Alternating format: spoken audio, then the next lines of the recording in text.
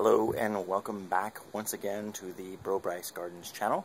Today I'm going to show you a little bit of an update on my worm bin and how it's doing. It's now been 5 weeks since I first put it in, and I'll give you guys a look-see. So here is the little concrete igloo once again that I built. Haven't done anything special to it since I built it, and so what it is basically just a bunch of shingles piled on top of a piece of plywood. This is really simple. And here in Oregon we get lots and lots of rain, and we also get lots and lots of sun in the summertime. So I wanted to try and keep it temperature controlled. You can see it's on blacktop here. This is an asphalt area. I tried to pick like the shadiest area of the blacktop to put it in, but in the height of the day this will be under direct sun.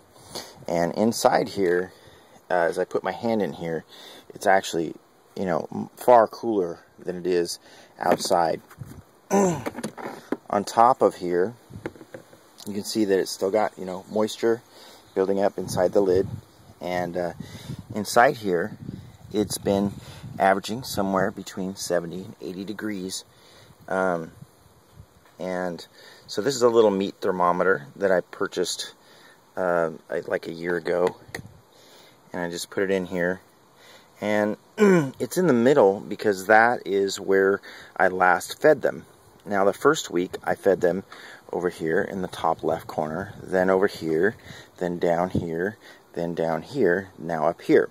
And because I have it marked, I know the next place I'm going to feed them is going to be up here again.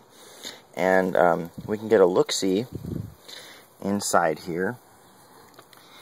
And I'm not sure if you guys can see in here, but there are happy little worms crawling around inside here. And I'm not going to disturb them too much. A lot of them seem to be really glomming onto this corner over here. And if I pull up some of this bedding a little bit, yeah, you can see them right there. There's some worms in there, and they seem to be just happily munching away down there. This corner over here had some moldy stuff in it, and they didn't seem to dig that all that much. There's still some mold stuff going on over there.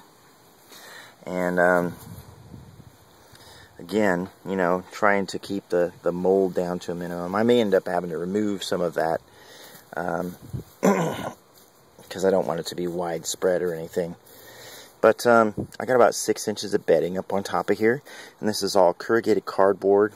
And unfortunately, I do have a little bit of shiny paper in there. Shouldn't have shiny paper in with your bedding. This is all stuff that I put through my shredder, and I have like a big trash bag of this stuff. And one way that I check to see how it's doing and how happy they are is, let me put that back in there, is I will pull up this. Let me set this down for a second here. And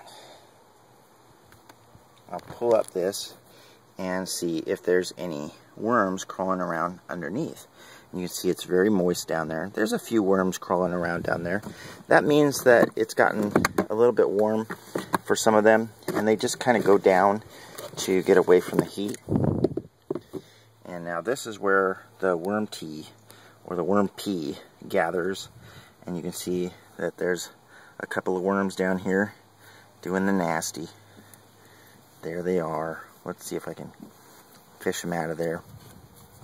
I don't mind them doing the nasty, but let's have them doing it up where they can get back to reality. Because down here they'll probably drown. So I'll try and get them out of here. Let's see if I can get that little one out. There we go. And there's a few mites in the urine here, and I would just use this tap to clear it out. And that's all there is to it. Let me drop this bin back down in there, and And they'll crawl back up out of there to when they get hungry and they want food. Let me put this back on here. There we go. Got the bin back on there. And we'll cover it back up. I gotta fish my shingles back out of here. There we go.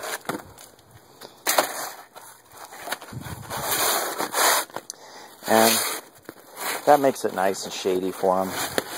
It stays much cooler inside there. I may end up adding some water to it a little bit, but it seems to have plenty of moisture in there. Feels really moist to the touch, like a wrung out sponge. And I just keep adding food to the next place to feed them. And anyway, I hope you guys have found this to be helpful. This has really been pretty helpful to me. I mean, I'm 5 weeks in, and the worms seem to be pretty happy. So I'm going to keep it up. Anyway, I hope this helps, and you get some use out of it. Please make sure that you click the subscribe button up top there, and we'll see you next week. Bye-bye.